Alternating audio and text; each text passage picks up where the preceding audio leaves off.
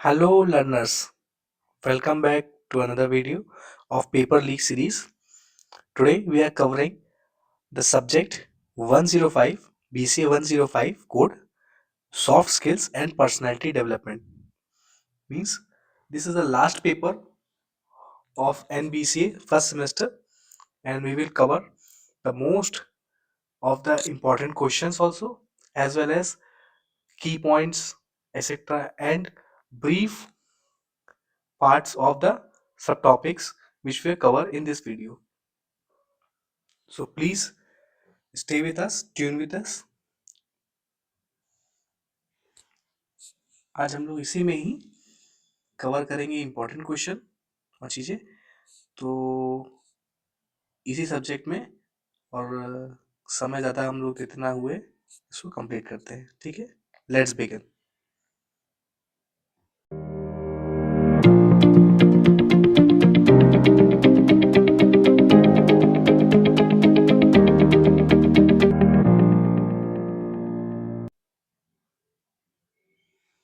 So let's begin. तो हम देख पा रहे हैं यहाँ पे कि 105 का हम लोग आज टॉपिक कवर कर रहे हैं और 105 का कवर कर रहे हैं soft skills and personality development. तो यूनिट 1 टोटल 5 यूनिट्स के अंदर कवर अप है. तो हम लोग पहले unit 1 unit 2 unit wise cover करेंगे और लास्ट में हम लोग इंपॉर्टेंट मोस्ट इंपॉर्टेंट क्वेश्चंस हम लोग कवर करेंगे. तो यूनिट 1 हम देखेंगे क्या है. यूनिट 1 में क्या है, यूनिट 1 का नाम है स्ट्रेटेजिक थिंकिंग एंड लिसनिंग. मतलब स्ट्रेटेजिकली थिंकिंग करना. स्ट्रेटेजी, अगर कोई भी ऑर्गेनाइजेशन हमको गवर्न करनी है अगर हमको कोई ऑर्गेनाइजेशन कोई गवर्न करनी है, कोई कंपनी अगर गवर्न करनी है, कोई कंपनी चलानी है, कोई इंस्टीट्यूट चलाना है, तो उसके लिए क्या होता है, हम लोगों को पहले स्ट्रेटेजिकल थिंकिंग होनी चाहिए कि क्या क्या स्ट्रेटेजीज होंगी, क्या क्या स्टेप्स होंगे, क्या क्या इंपॉर्टेंट की फैक्टर्स होंगे, इंपॉर्टेंट रोल्स होंगे जिसको हम कवर अप करेंगे. तो वो पहले हमको थिंक करना होता है, सोचना होता है, लिसन करना होता है, दूसरों की क्वेरीज को, दूसरे की डिमांड्स को, दूसरी चीजों को समझना होता है. लिसन और थिंकिंग दोनों प्रोसेस जब एक साथ होता है स्ट्रेटेजिक थिंकिंग में, इसके बारे में पूरा अच्छे से एक्सप्लेनेशन है यूनिट 1 के अंदर. स्ट्रेटेजिक थिंकिंग क्या है, देखिए एबिलिटी टू प्लान. कोई भी चीज को हम प्लान कर रहे हैं, अगर हम कोई भी इंस्टीट्यूट रन करवाना है तो हम ability to plan for future using logic and experience. अपने अनुभवों से और लॉजिक का इस्तेमाल करके हम लोग फ्यूचर की बारे में प्लान करने की एबिलिटी को क्या कहते हैं, स्ट्रेटेजिकल थिंकिंग. थिंकिंग मतलब सोचना, सोच, वट एवर आपकी सोच है. ठीक है. Helps in problem solving. ये क्या करता है, हेल्प करता है प्रॉब्लम सॉल्विंग में और डिसीजन मेकिंग में. अब मैंने ये केवल, अगर मान लीजिए क्वेश्चन आपके ऊपर ही आता है, ये जितने भी मैं पॉइंट्स आपको बता रहा हूँ, जितने भी आपको इसके अंदर लेक्चर्स के अंदर जो भी आपको टॉपिक्स मिल रहे हैं, वो मोस्ट इंपॉर्टेंट टॉपिक्स हैं जो कि बहुत ही इंपॉर्टेंट है उसको कवर अप करने के लिए. ठीक है. तो उसमें आप सोचेंगे मैंने केवल इतना ही पॉइंट लिखा है, लेकिन आपको क्या है, इसको पूरा बढ़ा चढ़ा के अच्छे से नीट एंड क्लीन डायग्राम में आपको कॉपी फिल करनी है. अगर आपकी कॉपी इतनी है तो अगर इसी पार्ट को आपको एक बार दो बार चीजें करके एक्सप्लेन करके, मैं शॉर्ट शॉर्ट में ये चीजें बता रहा हूँ क्योंकि आपका 1 डे बाद आपका एग्जाम है, एग्जामिनेशन आपका 1 डे बाद है. ठीक है. मतलब इस पेपर जब आपको ये पेपर मिलेगा, रिकॉर्डिंग मिलेगी, आपको ये लेक्चर मिलेगा, तो 2 या 3 डेज बाद आप बिफोर पेपर देख रहे हैं. और ये पेपर लीक सीरीज है, जैसा कि प्रीवियस वीडियो में भी आप समझ रहे हैं. तो इसमें क्या है कि मोस्ट ऑफ द टाइम हम लोग क्या करते हैं, इंपॉर्टेंट टर्म्स और टर्मिनोलॉजी समझते हैं अच्छे से. ठीक है. तो इसको आपको कवर अप करना है बहुत अच्छे से. पेपर ज्यादा ज्यादा इसमें भरने हैं जितना आप भर पाए. अगर आप 28 to 30 पेजेस भर रहे हैं तो ये आपके लिए सफिशियंट है, वेल मैनेज है. जैसे कि मेरे एक स्टूडेंट हैं, वो, मेरे बहुत से स्टूडेंट ऐसे हैं जो ये कवर अप कर रहे हैं, बहुत अच्छा पेपर भर रहे हैं. लमसम 28 पेजेस कुछ भर रहे हैं, 27 पेजेस भर रहे हैं, 32 पेजेस भर रहे हैं, 35 तक इवन भर दे रहे हैं. बहुत पेपर्स हैं, बी कॉपी तक लग जा रही है कि उनको पेपर भरने के लिए. बहुत बढ़िया है, कोई इशू नहीं है, पेपर आपको भरिए, कोई इशू नहीं है. लेकिन ये है कि जो चीज लिखिए, लॉजिकल लिखिए, इंप्रूवमेंट लिखिए और क्वेश्चन सारे अटेम्प्ट कीजिए. क्वेश्चन, जैसे कि एक मेरा स्टूडेंट था, तो उसने, मैं नाम नहीं लूंगा उसका, उसका क्या हुआ, क्वेश्चन पेपर छूट गया. आज पेपर में जैसे मैथ्स का पेपर था आज, तो उसने बोला कि 5 क्वेश्चन थे, करने थे यार, मान लीजिए 5 क्वेश्चन करने हैं या जो भी करने थे टोटल, तो उसके 2 क्वेश्चन आपके, 2 क्वेश्चन उसने अटेम्प्ट किए, 3 क्वेश्चन अटेम्प्ट किए, उसको इतना सॉल्व में इतना टाइम लग गया कि लास्ट के 1 पेपर उसका 1 क्वेश्चन उसका पेंडिंग रह गया तो मैं ये कहूँगा कि पेपर को बिफोर 15 मिनट सेंटर पहुँचिए। 15 मिनट्स पहले पहुँचने के बाद कॉपीज़ ले लीजिए, आंसर उसकी फिलिंग कर लीजिए, उसकी एंट्रीज़ फिल कर दीजिए और पेपर के time at the that time only paper को बिगिन कर दीजिए। अगर आपका 1 बजे पेपर है तो आप नियर अबाउट 12:45 पे आप सेंटर के अंदर अपनी सीट्स पे पहुँच के अवेलेबल हो जाइए। आप इस समय अपनी कॉपीज़ के ऊपर जो ओएमआर शीट होती है, उस पे अपनी फिलिंग करिए, अपनी चीज़ें डिटेल्स फिल कीजिए, अपने पर्सनल डिटेल्स फिल कीजिए और 1 बजे पेपर आपने क्वेश्चन पेपर लेते ही रिसीव करते ही क्वेश्चन पेपर भी इसी बीच में ही आपको मिल जाएगा। 1 बजे आपका paper on writing paper start होगा। तो इसी बीच में आपको पेपर भी ले लेना है, फिलिंग कर लेनी है, चीज़ें भी कर लेनी है। 10 मिनट्स के अंदर आपको अपनी फिलिंग कर लेनी है, 5 मिनट्स में आपको रीडिंग करना है और 1 पीएम से पेपर आपको फिर लिखना स्टार्ट कर देना है। और 1 पीएम से आपको 2 आवर्स का केवल टाइम मिलता है, तो आप बहुत ही तेज़ी से, बहुत बेहतरीन तरीके से काम करते रहिए। आपका पेपर बहुत ही अच्छा होगा। It's my pray to God. Let's begin. ठीक है, बेनिफिट्स। अब स्ट्रेटेजी के बेनिफिट्स क्या है? ठीक है, बेटर प्लानिंग के लिए यूज होता है, क्लियर गोल्स के लिए यूज होता है, मेकिंग इफेक्टिव डिसीजन मेकिंग कर देता है, बेटर प्लानिंग करता है, क्लियर गोल्स होते हैं। ये इसके बेनिफिट्स हैं। किसके? स्ट्रेटेजिकल थिंकिंग के। ठीक है, स्ट्रेटेजिक थिंकिंग के। माइंड मैपिंग क्या होता है? अपने माइंड मैप करना कोई भी चीज काम करने से पहले, इसे बोलते हैं माइंड मैपिंग। माइंड मतलब दिमाग, दिमाग के अंदर एक मैप बना लेना। जैसे कि आज आज आपको कॉलेज जाना है, आज आपको कॉलेज जाना है, तो आप ए प्लेस से बी प्लेस से सी प्लेस पे जाएंगे, फिर आप अपने सी प्लेस पे, मान लीजिए डी प्लेस है और सी मतलब कॉलेज, ये कॉलेज आपको पहुंचना है। तो ए बी डी ये 3 प्लेसेस को क्रॉस करने के बाद आप पहुंचेंगे। तो ये आपने माइंड मेकअप कर लिया कि यहाँ भी जाएंगे, विजिट करेंगे, ये भी विजिट करेंगे, फिर ये भी विजिट करेंगे, उसके बाद मैं कॉलेज जाऊंगा। तो कॉलेज या यूनिवर्सिटी जाऊंगा मैं, अपने यूनिवर्सिटी आपको जाना है। तो आप यूनिवर्सिटी जाने के लिए क्या करेंगे? कौन कौन से मैप? ये रास्ते हैं, ये रास्ते हैं, ये रास्ते हैं, ए रास्ता, बी रास्ता, सी रास्ता, ये सी रास्ते, 3 रास्ते हैं। तो कौन सा आप माइंड मेकअप करेंगे कि ए रास्ते पे मैं यहाँ जाऊंगा तो ये चीजें मिलेंगी, मैं ऐसे से काम करूंगा। तो ये माइंड मेकअप कर लेते हैं, माइंड में ही चीजें बना लेते, क्रिएट कर लेते हैं कि कैसे वर्क होना है। तो इसे बोलते हैं माइंड मैपिंग। एक मैप क्रिएट कर लेना कि किस तरीके से प्रोसेसिंग हम करेंगे, क्या काम करेंगे। ठीक है, तो ये विजुअल मेथड, ये नॉन टेक का सब्जेक्ट है, मैं बता दूं ये नॉन टेक सब्जेक्ट है। ये आप ही के अपस्किल करने के काम आता है ये सब्जेक्ट। अपस्किल्स, आपकी जो स्किल्स हैं उसको डेवलप करने के काम आता है। इससे हमारे कंप्यूटर सब्जेक्ट है, कोई भी ऐसा कोई वो नहीं है। ये सब्जेक्ट केवल पासिंग के लिए रखा गया है। बहुत ही अच्छा स्कोरिंग सब्जेक्ट है ये, स्कोर्स को बहुत इजीली किया जाता है।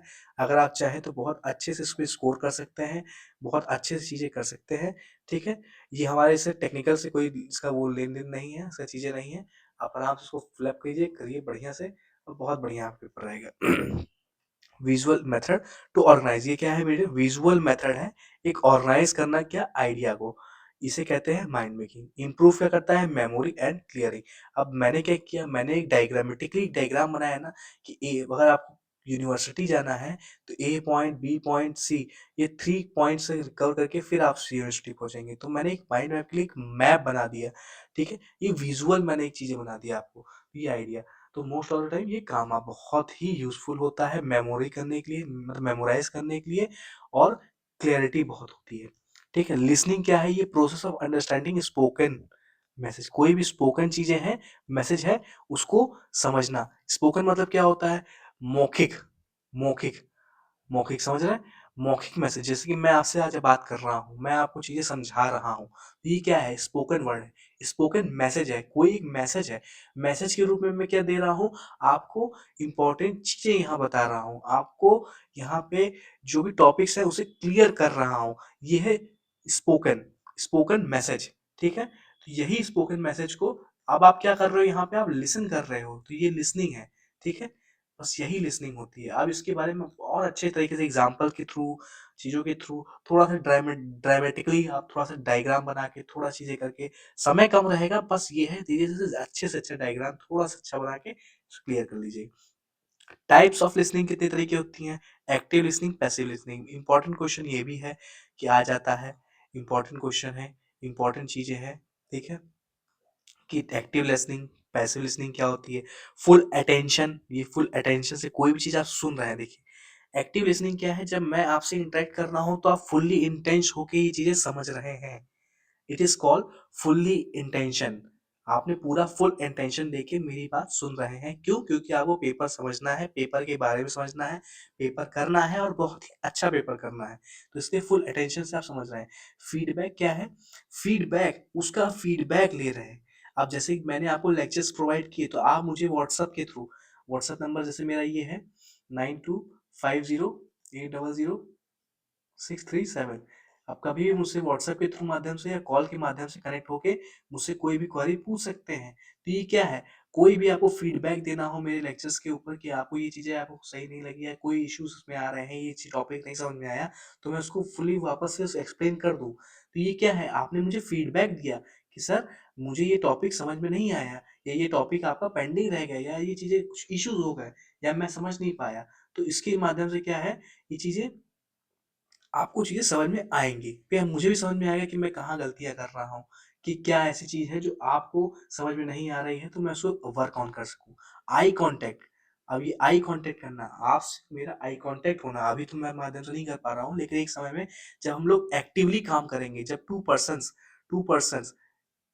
जैसे मान लीजिए 2 पर्सन्स हैं और 2 पर्सन्स एक्टिवली एक काम करते हैं, तो दोनों के बीच में आई कांटेक्ट होना एक दूसरे के प्रति, ये मोस्ट इंपॉर्टेंट थिंग होती है at the time of listening में। ठीक है, जब आई कांटेक्ट आप करेंगे, फुल अटेंशन किसी को देंगे, उसका प्रॉपर फीडबैक लेंगे कि हाँ ये आपने गलत किया, ये चीजें हैं, ये ऐसी है, ये इम्प्लीमेंटेशन हो सकती है, या ये चीज डिक्रीमेंट हो सकती है। तो ये होता है एक्टिव लिसनिंग, आप एक्टिवली वो चीज सुन रहे हैं। पैसिव लिसनिंग क्या होती है? हियरिंग विदाउट रिस्पॉन्स, कोई रिस्पॉन्स ना देना, आपकी बात मैंने सुन लिया, काम हो गया, ओके। हमने कोई ना फीडबैक दिया, ना आई कांटेक्ट की ना नीड है, ना कोई चीज की, मीन्स केवल वन साइड कम्युनिकेशन, सीधी बात। इसमें ये बोल सकते हैं कि पैसिव लिसनिंग में क्या है, केवल एक ही वन साइड कम्युनिकेशन हो रही है, वन साइड कम्युनिकेशन हो रही है केवल। कम्युनिकेशन में राइटिंग पे मत जाइएगा, चीजें आप समझ लीजिएगा, वन साइड कम्युनिकेशन हो रही है। और ये क्या है, यहाँ पे टू वे भी कम्युनिकेशन हो रही है, क्यों? क्योंकि यहाँ पे फीडबैक के थ्रू दूसरा सेकंड वे कम्युनिकेशन हो रही है, और फर्स्ट वे के थ्रू दूसरा हो रही है। लिसनिंग क्यों है? लिसनिंग क्योंकि सेकंड व्यक्ति सुन रहा है, सेकंड पर्सन सुन रहा है, फर्स्ट पर्सन ये है, सेकंड पर्सन ये है, सेकंड पर्सन ये है, तो फर्स्ट पर्सन पहले बोलेगा, ये स्पोक करेगा, ठीक है, और ये लिसन करेगा, तो ये है लिसनिंग। और लिसनर, जो लिसनर है वो लिसनिंग कर रहा है, वो लिसन कर रहा है, ठीक। नॉन वर्बल क्यूज क्या होते हैं? Body language, facial expression, gestures. इसके एक डायग्राम छोटा सा बना दीजिएगा, कैसे इमोज करके, ये आंख बना के, चीज ऐसे करके, कोई भी, ठीक है, नंबर मिलेगा कि बॉडी लैंग्वेज कैसी होती है। कोई भी जब आप कहीं इंटरव्यू पैनल्स में जाते हैं, तो वहां पे बॉडी लैंग्वेज इंपॉर्टेंट होती है। फेशियल एक्सप्रेशन आप कैसे दे रहे हैं, अपने चेहरे का एक्सप्रेशन कैसे दे रहे हैं। गेस्चर्स क्या है? गेस्चर मतलब हैंड की डायरेक्शन, जैसे कोई स्पीकर अगर कोई बात बोल रहा है, आपको समझा रहा है, तो उस गेस्चर क्या है, उसका हैंड क्या है। अगर वो नॉर्थ बोल रहा है तो टूवर्ड्स द नॉर्थ उसके हैंड इंटेंशन होनी चाहिए, तो ये है उसका गेस्चर। मीन्स ये तीनों चीजें जब मिलती हैं तो ये होता है नॉन वर्बल क्यूज, ये सब नॉन वर्बल क्यूज में आते हैं। फीडबैक क्या है? Response give to improve performance. Response, feedback क्या होता है? रिस्पॉन्स देना कोई भी चीज का, कोई भी चीज को, तो उससे परफॉर्मेंस बढ़ना। अब ये पहली यूनिट आपने देखी है, ये पहली यूनिट आपकी कंप्लीट हो गई है 105, ठीक है। अब हम लोग क्या करेंगे, स्विच ऑन करेंगे सेकेंड यूनिट पे, स्पीकिंग एंड परस्यूसिव राइटिंग स्किल्स, ठीक है। स्पीकिंग एंड परस्यूसिव राइटिंग स्किल्स, ये राइटिंग स्किल्स के ऊपर यूनिट है, तो थोड़ा सा देखेंगे। स्पीकिंग स्किल्स क्या होती है? एबिलिटी होती है, कोई भी मैं आपकी बात, जैसे मान लीजिए एक पर्सन है ए और ये पर्सन है बी, बी ये कम्युनिकेट कर रहा है, तो इसकी स्पीकिंग है, ये स्पीकिंग करेगा ना, स्पीकिंग करेगा, तो स्पीकिंग टाइम में क्या होगा, ये बोलेगा, मुंह से बोलेगा, तो ये क्या है, और ये सुनेगा, लिसनर है, ये लिसनर है। तो ये क्या, ability to express ideas clearly, अपने आइडियाज को शेयर करेगा, किसके? स्पीकिंग के माध्यम से, स्पीकिंग स्किल्स के माध्यम से। इसे ही बोलते हैं एबिलिटी टू एक्सप्रेस आइडियाज, अपने आइडियाज को एक्सप्रेस करना, चीजें बताना, समझाना, अपने थॉट प्रोसेस को क्लियर करना, इसे बोलते हैं speaking skills. Modes of speaking कितनी होती है? फॉर्मल और इनफॉर्मल। फॉर्मल एग्जांपल, आप किसी भी कंपनी में जा रहे हैं इंटरव्यू देने के लिए, तो वहां सीधी बात है, आप फॉर्मल वे में ही कम्युनिकेट करेंगे, ना कि इनफॉर्मल। इनफॉर्मल क्या होगा? जो आप अपने फ्रेंड सर्किल से बात करते हैं। अरे आपने लेटर पढ़ा होगा ना, लेटर राइटिंग, लेटर राइटिंग के अंदर आपने देखा होगा formal letter, informal letter, English के अंदर। इंग्लिश के अंदर आपने पढ़ा होगा फॉर्मल लेटर और इनफॉर्मल लेटर, जो दो चीजें कवर अप की होंगी आपने, तो उसमें आपको क्लियर, बहुत ही क्लियर चीजें होंगी। तो इसमें ये चीजें हैं कि क्या फॉर्मल और इनफॉर्मल, इनफॉर्मल में क्या है, फॉर्मल हो गया और ये इनफॉर्मल हो गया, इनफॉर्मल वीडियो, ठीक है, इनफॉर्मल हो गया फॉर्मल, ठीक। फॉर्मल लेटर में क्या है, आप किसी लेटर लिख रहे हैं अपने रिस्पेक्टफुल पर्सन को, जैसे एग्जांपल किसी किसी इंस्टीट्यूट में आप चीजें दे रहे हैं, इंस्टीट्यूट में बात कर रहे हैं, जब प्रोफेशनली काम कोई करते हैं तो वो फॉर्मल होता है, सीधी बात है। और इनफॉर्मल जब वो होता है जब आप अपने सगे संबंधी या इनफॉर्मल वे में आप बात कोई करते हैं। जैसे एग्जांपल, इनफॉर्मल लेटर किसको लिखे जाते हैं, अधिकतर फ्रेंड्स को लिखे जाते हैं, अपने कोई रिलेटिव्स को लिखे जाते हैं जो आपके बहुत ही नियर है। जैसे दोस्त लिखे, हमने दोस्त लिखे, दोस्त को लिखे जा रहे हैं इनफॉर्मल, या कोई क्लोज क्लोज व्यक्ति है, क्लोज रिलेटिव है, उसको लिखे जा रहे हैं तो वो इनफॉर्मल है। फॉर्मल क्या है, जैसे principal, principal of school college, या कोई भी गवर्नर ऑफिसर, कोई भी ऑफिसर पद पे है, कोई टीचर है, तो उसे फॉर्मल, हमेशा हम लोग फॉर्मल लेंगे। जहाँ पे रिस्पेक्ट की बात आती है वहाँ पे फॉर्मल होता है, जहाँ चीजें आती है फॉर्मल। तो ये फॉर्मल स्पीकिंग और इनफॉर्मल स्पीकिंग। अब अपने जो दोस्तों से जिस तरीके से आप बात करते हैं, फ्रेंड सर्कल में जिस तरीके से बात करते हैं, वो इनफॉर्मल है। और जो अपने टीचर से बात करते हैं या अपने सीनियर से बात करते हैं वो फॉर्मल है। बस इतना आप सिंपल एग्जाम्पल दे दिए। नॉन वर्बल कम्युनिकेशन क्या होता है, gestures, posture, eye contact and tone. Tone मतलब होता है किस तरीके से आप बात कर रहे हो, जैसे कि फ्लुएंसी जो होती है ना, तो हाई टोन में बात करना, लो टोन में बात करना, किसी से गुस्से में बात करते हो तो कैसे टोन जो होती है वो हाई होती है, पिच हाई होता है, पिच लो होता है, तो यही बात हो रही है। गेस्चर्स तो समझ ही गए होंगे कि आपके हैंड डायरेक्शन, चीजें, आपकी बॉडी लैंग्वेज का जो इधर उधर मूवमेंट होता है वो गेस्चर्स है। पोस्चर, किस तरीके से आप बैठे हैं, किस तरीके सिटिंग पोस्चर है आपका, स्टैंडिंग पोस्चर है बॉडी का, ये है। आई कांटेक्ट, आई कांटेक्ट जो आप करते हैं, क्या आपका कांटेक्ट, आई कांटेक्ट आपके पब्लिक के थ्रू है कि नहीं, पब्लिक के ऊपर है कि नहीं, या आप जिससे कांटेक्ट कर रहे हैं, जिसको आप चीजें बता रहे हैं, समझा रहे हैं, उनकी तरफ कांटेक्ट कर रहे हैं कि नहीं। Time management, planning task to use time efficiently.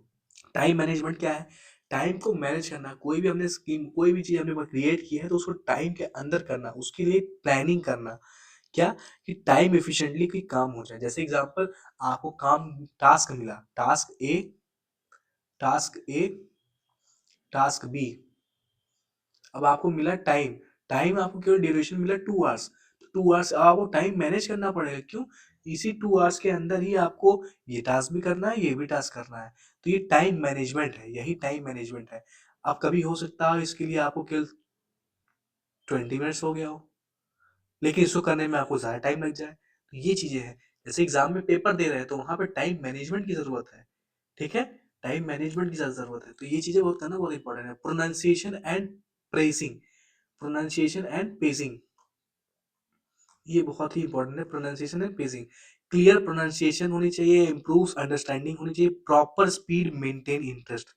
ये प्रोनाउंसिएशन मतलब जो मैं आपसे बोल रहा हूँ, जैसे कि मैंने कोई भी चीज़ बोला, कोई भी चीज़ स्पीक की, तो प्रोनाउंसिएशन कितनी क्लियर है, मेरी बातों में कितना क्लियरिटी है, मेरे वर्ड्स कितने क्लियर हैं, मैं कहीं यूज टू को ई टू तो नहीं पढ़ रहा हूँ, या ये चीज़ आपको समझ में आ रही है कि नहीं, यूज्ड, यूज्ड, यूएसईडी, यूज्ड को पढ़ रहा हूँ।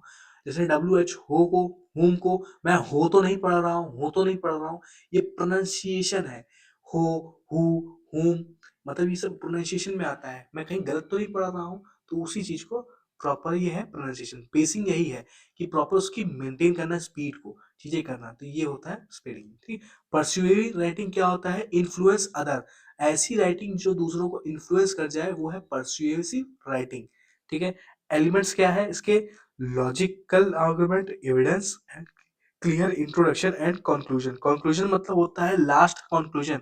एक प्रोजेक्ट आपने क्रिएट कर लिया, कोई भी प्रोजेक्ट आपने क्रिएट किया, तो उसका कंक्लूजन क्या है, इसका विस्तार क्या है, आखिरी में इसका अर्थ क्या निकल रहा है, इसका क्या मीनिंग निकल रहा है, इसे क्या करना चाहिए, इससे किस बेनिफिट है, क्या चीजें, ये शॉर्ट समरी जो होती है वो कंक्लूजन में आप देते हैं। क्लियर इंट्रोडक्शन होता है, ठीक है, एविडेंस होते हैं, प्रॉपर लॉजिकल आर्गुमेंट होते हैं, ये एलिमेंट्स इसके परस्यू राइटिंग के। हम लोग ये भी यूनिट कंप्लीट हो गई, अब यूनिट थर्ड पे हम लोग आते हैं। Persuasive, persuasive presentation and self assessment. Persuasive presentation क्या है, structured presentation to convince audience, audience को कन्विंस करने का स्ट्रक्चर्ड प्रेजेंटेशन, ठीक है, ये होता है आपका परस्यूसिव प्रेजेंटेशन। की पॉइंट्स क्या इसके हैं, क्लियर स्लाइड्स होती हैं, लॉजिकल फ्लो होते हैं, ऑडियंस एंगेजमेंट होता है, चीजें होती हैं। मैं ये सारे टॉपिक जो पढ़ा रहा हूँ, एक बार आप गूगल इट कर लेना, गूगल कर लेना चाहिए, समझ लेना। गूगल पे एक बार गूगल इट करके आप समझ लीजिएगा कि क्लियर कुछ टॉपिक, जैसे मान लीजिए कुछ वर्ड्स आपको नहीं मिल रहे हैं, एक बार पढ़ के आप वहाँ पे और भी चीजें अच्छे से समझ सकें। ये मैं क्या शॉर्ट समरी के टाइप में कर रहा हूँ, क्योंकि आपका पेपर बहुत नियर में है, तो चीजें अभी बहुत जल्दी कवर अप हो जाएगी। Self assessment, evaluating one's own performance, किसी भी एक पर्टिकुलर पर्सन स्वयं का परफॉर्मेंस बढ़ाना मीन्स, आप अगर सेल्फ असेसमेंट कर रहे हैं, सेल्फ मतलब सेल्फ जहां वर्ड हो जाता है वो स्वयं के लिए होता है, खुद के लिए होता है। असेसमेंट करना, इवेल्युएटिंग ओन परफॉर्मेंस, अपने परफॉर्मेंस को बढ़ाना या इवेल्युएट करना, क्रिएट करना, ज्यादा अच्छा करना, इसे बोलते हैं सेल्फ असेसमेंट। ठीक है। शोर, ये बहुत ही इंपॉर्टेंट, मोस्ट इंपॉर्टेंट टॉपिक है जो कि पेपर में आएगा और आता भी है, इसको अच्छे से पढ़ लीजिएगा।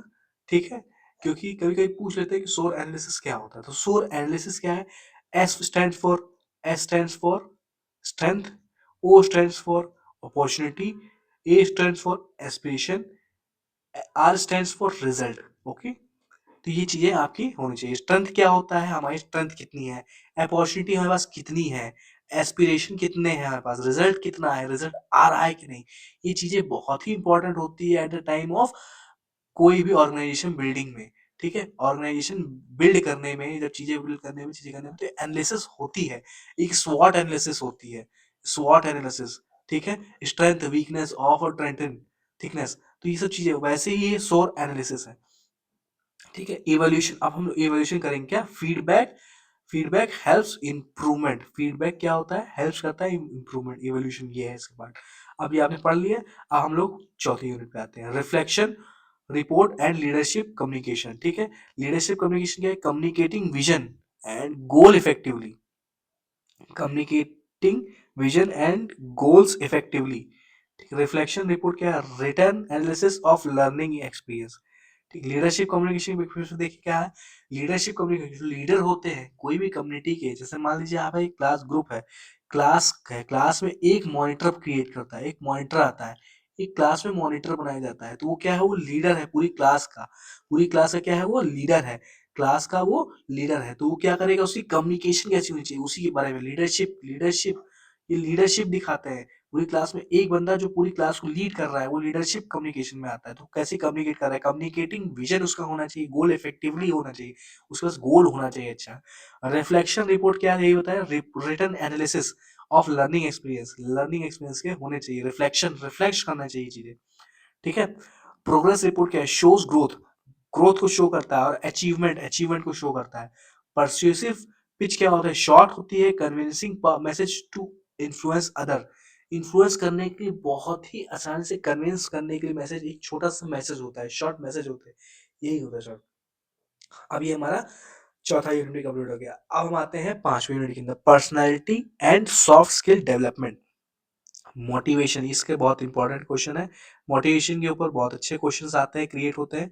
ठीक है, फोर्स दैट ड्राइव्स बिहेवियर, कोई भी चीज का फोर्स देना, मोटिवेट करना किसी को, चीजें करना, ये ठीक है, तो इससे क्या होता है, किसी के बिहेवियर में चेंज आना, इसे ही बोलते हैं मोटिवेशन। जैसे कि अगर आज के डेट पे कोई भी एथलीट है, कोई भी स्पोर्ट्स प्लेयर है, तो उसे क्या चाहिए, मोटिवेशन चाहिए, क्या, किस लिए, कोई भी टारगेट को अचीव करने के लिए, किसी भी व्यक्ति को, किसी भी पर्सन को अगर कोई चीज अचीव करनी है लाइफ में, तो उसे क्या चाहिए, मोटिवेशन चाहिए। क्यों मोटिवेशन चाहिए, क्योंकि उसके भी पास एक जीवन में, एक लाइफ में एक टारगेट होता है, उस टारगेट को अचीव करने के लिए उसके पास एक मोटिवेशन होना चाहिए। जैसे मेरे पास मोटिवेशन क्या है, मेरे पेरेंट्स हैं, मेरे पेरेंट्स को जब मैं देखता हूँ, तो वो मुझे लगता है कि मुझे उनके लिए कुछ जीवन में करना है, तो ये उनके लिए मोटिवेशन है। एग्जाम्पल मैंने दिया बहुत लोग के लिए, मुझे क्या है, मुझे इन फ्यूचर अपने लिए एक बड़ी सी गाड़ी लेनी है, कुछ लोग के लक्ष्य होते हैं, जैसे कुछ लोग बोलते हैं BMW लेनी है। ठीक है, लोग, कुछ लोग ऐसे होते हैं हमारे पास आए हैं, ठीक है, BMW लेनी है, तो BMW लेने के लिए उनके पास गोल है उनको, कि हाँ 2 साल बाद उनको, 2 इयर्स बाद में उनको BMW लेनी है, जैसे कि, ठीक है, क्योंकि मैं फाइनेंस से थोड़ा सा हूँ, ठीक है, मैं फाइनेंस का बंदा हूँ थोड़ा सा, तो BMW लेनी है। तो BMW लेने के लिए उनके पास क्या होना चाहिए, उनके पास इतना मनी होना चाहिए, ठीक है, इतनी चीजें होनी चाहिए, या कोई भी चीज, 50 लाख रुपीस होने चाहिए, 60 लाख रुपीस होने चाहिए, तो इतना रुपीस कहाँ से आएगा? तो वो उनको इन्वेस्टिंग करवाता है, इन्वेस्टिंग करवा के उनको समझाते हैं कि इतने दिन में इतनी चीजें इतनी करके इस तरीके का, तो ये मोटिवेट करते हैं उनको चीजें करना कि नहीं ऐसे काम कीजिए, ऐसे काम कीजिए, ऐसे काम कीजिए, you will get the success in less. आखिरी में आपको सक्सेस मिलेगी, आप चिंता ना कीजिए, मोटिवेटेड रहिए, चीजें रहिए, तो आपके बिहेवियर में क्या हो रहा है, चेंजेस आ रहे हैं, आप नेगेटिव से पॉजिटिव की ओर बढ़ रहे हैं, चीजें करके नहीं मैं कर सकता हूँ, I can also do it. तो ये टाइप्स क्या होता है, इंट्रिंसिक एंड एक्सट्रिंसिक। इंट्रिंसिक क्या होता है, इंटरनल मोटिवेशन आना, अंदर से स्वयं मोटिवेशन आना। एक्सटर्नल मतलब कहीं बाहर से मोटिवेशन आना। मैं अगर आपको मोटिवेट कर रहा हूं तो ये एक्सटर्नल मोटिवेशन है, एक्सटर्नल रिवार्ड से। मैं आपको मोटिवेट कर रहा हूं तो एक्सटर्नल रिवार्ड देके, सॉरी एक्सटर्नल रिवार्ड लिखा है, इंटरनल मोटिवेशन। एक्सटर्नल रिवार्ड मतलब आपको कोई चीज मटेरियल प्रोवाइड करके, आपको कोई चीज देके, आपको चीज समझा के, आपको टॉफी देके, आपको कोई अच्छा सा रिवॉर्ड देके चीजें करके, वो एक्सट्रिंसिक मोटिवेशन हो गया। और इंट्रिंसिक मोटिवेशन क्या हो गया, जो आपके अंदर से आ रहा, नहीं मैं कर सकता हूँ, आई कैन डू इट। तो ये है आपका इंटरनल मोटिवेशन। आप सबके लाइफ में इंटरनल मोटिवेशन बहुत ही महत्वपूर्ण देता है, एक्सटेंसिव मोटिवेशन केवल टेम्पररी होता है, परमानेंट जो रहता है वो इंटरनल मोटिवेशन रहता है। वो आप हमेशा अपने अंदर मेंटेन रखिए। आपके जीवन में हमेशा ही, स्टूडेंट की लाइफ में हमेशा ही इंपॉर्टेंट क्या रोल करता है, इंट्रिंसिक मोटिवेशन। और उसको हमेशा लाइफ में स्टूडेंट को मेंटेन रखना चाहिए। सेल्फ टॉक क्या होता है, कोई भी आपने चीजें की और आपको उसको सेल्फ टॉक किया, अरे मैंने आज ये काम किया, मैंने ए काम किया, बी काम किया, सी काम किया, तो अब मैं उसको रियलाइज करूंगा कि मैंने ए काम करने में कोई गलती क्या की, मैंने कोई गलती तो नहीं की। इफ गलती की है तो मैं दोबारा उसको सी काम में दोहराऊं नहीं, या दोबारा से मैं अगर डी काम कोई करूं तो डी काम में उसको दोहराऊं नहीं। I do not repeat the task और the fault that I had done with the A part, that A part सा जो किया हूं मैं, वो डी पार्ट में रिपीट ना चीजें हूं। ठीक है, इनर डायलॉग इन्फ्लुएंसिंग कॉन्फिडेंस, ठीक है, यही चीज है inner dialogue you influencing confidence, जिससे हमारे कॉन्फिडेंस बिल्ड होता है, इन्फ्लुएंस होना, ठीक है। इनर डायलॉग है। असर्टिवनेस क्या होता है, expressing views confidently without aggression. कोई भी एग्रेशन मतलब गुस्सा, मतलब एक्सप्रेस अपने व्यू को एक्सप्रेस करना बहुत ही कॉन्फिडेंटली, कोई भी एग्रेसिवनेस के साथ नहीं, एग्रेशन के साथ नहीं, मतलब एग्रेशन मतलब गुस्से, क्रोध के साथ। जब क्रोध में होता है तो आदमी क्या करता है, बहुत ही लाउड बोलता है, चीजें बोलता है, उस तरीके से नहीं, एक्सप्रेस करना भी इसको बहुत ही कॉन्फिडेंस विदाउट एक्सेशन। नेगोशिएशन क्या होता है, process of reaching agreement, process of reaching agreement, कोई एग्रीमेंट तक पहुंचना, ये होता है नेगोशिएशन। भाई मैंने नेगोशिएशन किया, आपने बोला मान लो 50 रुपए कोई चीज है, तो मैंने नेगोशिएट किया, नहीं नहीं नहीं, I will pay for that only 40 rupees, then you say no no no, the person is, if you are visiting any shop for purchasing anything, any goods, then you realize that the rate of this is not sufficient, I should pay। तो shopkeeper क्या कहता है, 50 rupees, आप कहते हैं 45 rupees, तो last में negotiate करके कहते हैं नहीं नहीं 45 ले लो, काम हो जाएगा, ठीक, आई विल पे 45 रुपीज। तो ये है नेगोशिएट करना, the process of reaching agreement. एक एग्रीमेंट उसने पहुंच गए कि चलिए ठीक है, आपकी ना मेरी, आप बीच में एक एग्रीमेंट कर लो, चलो 45 रुपीज में आप ये चीज दे दो, ओके डन। लेकिन वहां पे आप स्टैम्प ड्यूटी लेके नहीं बैठ जाते हो कि हाँ एग्रीमेंट मतलब वो एग्रीमेंट कर लीजिए प्रॉपर, ये चीजें नहीं होती हैं, वो बड़े लेवल पे होती है एग्रीमेंट। एग्रीमेंट भी बहुत प्रकार के होते हैं, चीजें होती हैं। आप बड़े स्तर पे जब बात करते हैं, जो छोटे स्तर पे बात करें, जब बड़ा कोई एग्रीमेंट होता है, कॉन्ट्रैक्ट बनते हैं, चीजें बनती है, तो वहां भी नेगोशिएशन होते हैं कि नहीं ये टेंडर निकल रहा है 500 करोड़ का, 500 CR का निकल रहा है, तो 500 CR इतना हमें होना चाहिए, 450 CR हमको मिलना चाहिए, चीजें मिलनी चाहिए। तो वहां पे उस लेवल की नेगोशिएशन होती है। तो डिपेंड करता है state to state, vary to vary. Personality traits क्या होता है, इम्पथी, इंपॉर्टेंट, बहुत ही इंपॉर्टेंट क्वेश्चन है, इंपॉर्टेंट क्वेश्चन है ये, इंपॉर्टेंट है, ठीक है। एम्पैथी, सिंपैथी एंड अल्ट्रिज्म, ठीक है। अंडरस्टैंडिंग अदर्स फीलिंग, दूसरे की फीलिंग को समझना होता है एम्पैथी। सिंपैथी क्या होता है, फीलिंग कंसर्न, कोई भी फीलिंग करना, फील कंसर्न करना, चीजें करना, वो सिंपैथी देना। किसी को सिंपैथी मैंने दी, ठीक है, तो वो कंसर्न करना है कि हाँ हाँ ठीक है, कोई बात नहीं, ऐसा हो गया, कोई इशू नहीं है, मैंने उसके लिए सिंपैथी है, नहीं कोई बात नहीं।